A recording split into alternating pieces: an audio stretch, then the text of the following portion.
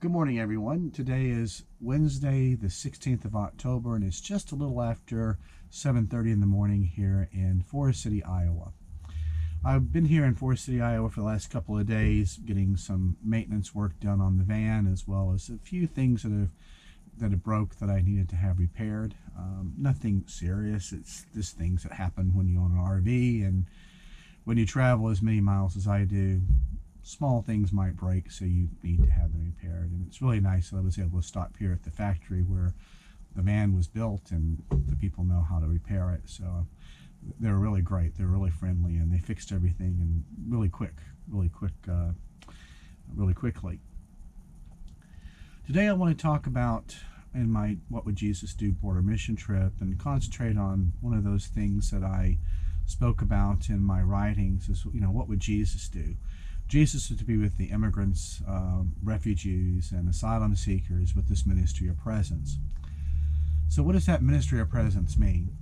Well, I actually got to see it quite clearly when I was at the Cruzando Fronteras. And with Rodger and with Sister, and I'm sorry, I can't remember her first name now, but the Catholic sister that helps him out there at the mission, at the shelter, they approached everyone as though they were family, people that they'd known for quite a long time. And that was really important, because when they arrive at the shelter, they're all pretty scared. They don't know, they've traveled potentially a long distance, maybe by foot or by car or by bus. So they're a little bit scared, they're a little bit tired. But you could see just after a few days, these community of strangers became a community of family.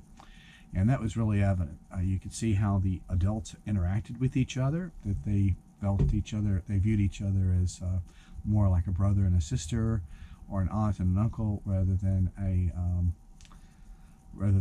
just a stranger they had just met a few days or maybe even a week or so ago. And that was also evident with the children. I had seen some children, when they had arrived, they'd be a little bit timid, but within short order, hours and maybe just a day, they were playing with the other kids were playing with them, and they were all taking care of each other. And for me, that really says that ministry of presence, and how Cruzando Fronteras with Rodger and with the sister, how they welcome everybody in. They don't require them to do anything at the mission. As I mentioned in one of my posts, they don't really have any volunteers that they need to clean or cook meals or make beds or even do laundry. That's all done by the residents, and they do that happily, because it's their home. And that's what you could feel when you were there, that was actually their home. So that ministry of presence is turning what could potentially be just a very cold building, cold meaning with how you view and meet people and interact with people. That cold environment, it's something very warm and very family oriented. And that was just really a blessing to see how well that they're running Cruzando Fronteras. And I guess now it's going to be a model for all other missions and shelters in Mexico, and potentially even here in the U.S., turning like an institution into a home. And how do you do that? And I think Rodger and the sister, they really know how to do that, and it's really great to see that they're doing that work. For me, it was a real blessing to meet the parents. Some spoke a little bit of English. I don't speak hardly any Spanish, except some polite words. But we managed to communicate all right. But the kids were great. I loved those kids. Those kids, you could see, most didn't speak any Spanish at all, or any English at all. But we were still able to communicate through body language. We played soccer.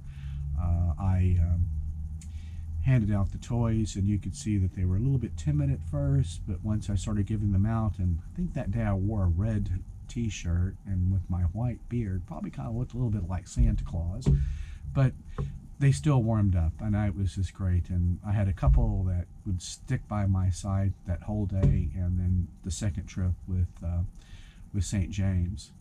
And that second trip with St. James was really good. And this is where we really got to see that family in action, because we were invited to a wedding, and that was really special. And they treated us like family, but also like honored guests, because we were seated at the table with the bride and the groom and their family. So that was really, really special. And they were very welcoming. The family was really welcoming, and that was just really a blessing to see as well. So anyway, I think that's everything for today. Thank you, Rodger. You're doing a fantastic job. I look forward to, when I get back to Connecticut, to continue to share the good news about what you do, to share how you are doing what Jesus would do, and with your ministry of presence, welcoming the stranger, bringing them into the home, and making them a part of that family. And that's actually what Jesus would be doing, and that's what we should all be doing, is welcoming people in that need help at the most desperate time of their life. Until my next update, this is Chuck, and I wish you peace.